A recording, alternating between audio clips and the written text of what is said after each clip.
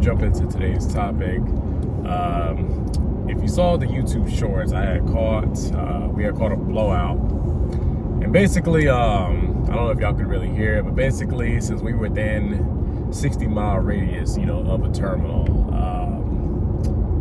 Central Breakdown, they basically said, a shop, our mechanics are basically gonna have to come out and fix the tires. So that's what they did. They got us up and running, and yeah, we went from there.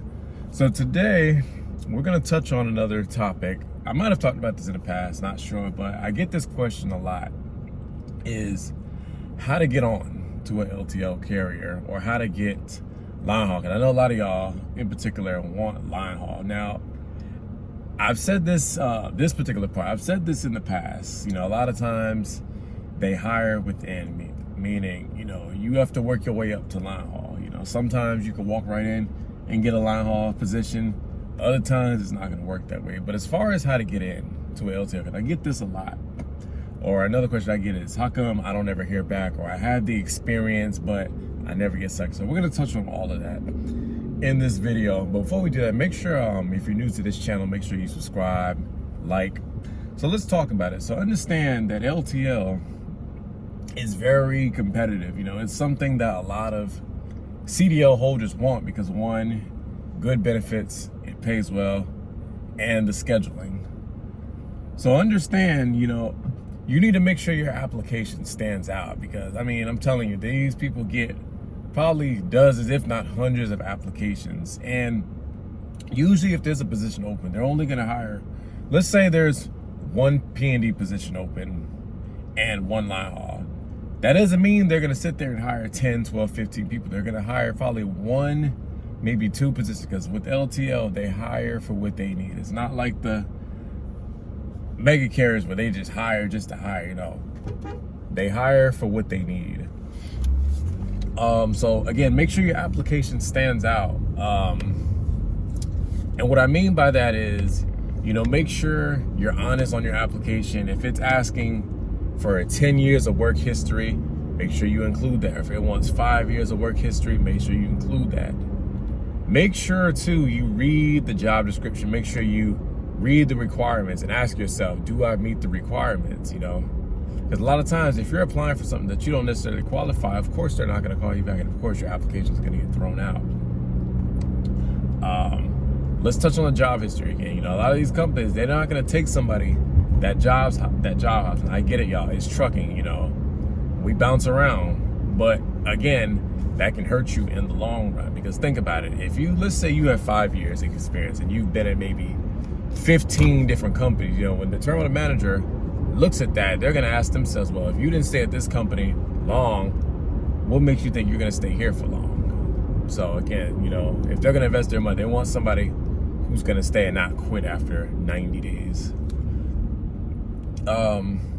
Now, after you apply, assuming you read the requirements and assuming you've done everything you're supposed to do, call, follow up, Now, the person you need to call is going to be the terminal manager or the assistant terminal manager. Now, understand, guys, that these managers, they are busy. They're busy running the terminal, doing meetings, doing whatever it is that a terminal manager does. So understand that they may not answer the phone when you call, but I urge you to keep calling, call over and over. I don't care if you have to call every single day if you have to.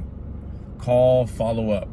And eventually, they'll see that, hey, he or she is really, serious about this position. Let me get them in for an interview. Now, speaking of interviews, it's not like over the road where you apply and then the next day a recruiter calls. It doesn't necessarily work that way. If they want you, they're gonna set you up for an interview. They may or may not hire you on the spot. They might not.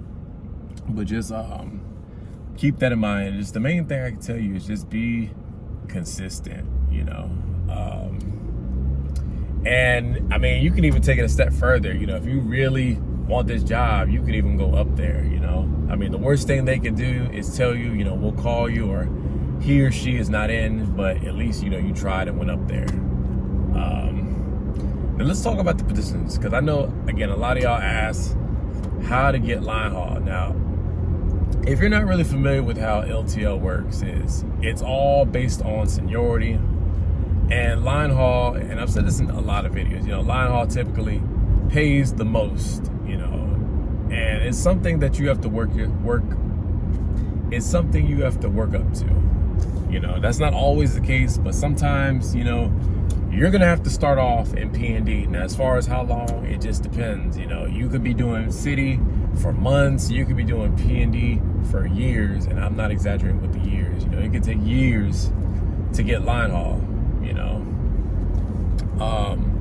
So if you're somebody that really wants, to do Linehaul, you need to ask yourself, are you willing to do city and work your way up?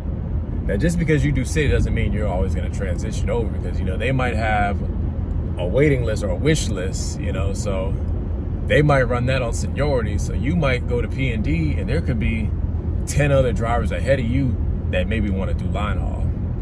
So just keep that in mind. But again, the worst thing it can do is tell you no. But I hope this helps. But again, back to my earlier points, make sure, you are filling out the application. Make sure you qualify for the position. And again, if you don't take nothing for this video, guys, just follow up on the application. Follow up. All right, y'all. As I always say, y'all, thank you to all my subscribers. I appreciate all of y'all. And again, make sure you hit that like button and subscribe if you're new. Y'all take it easy. Y'all stay safe.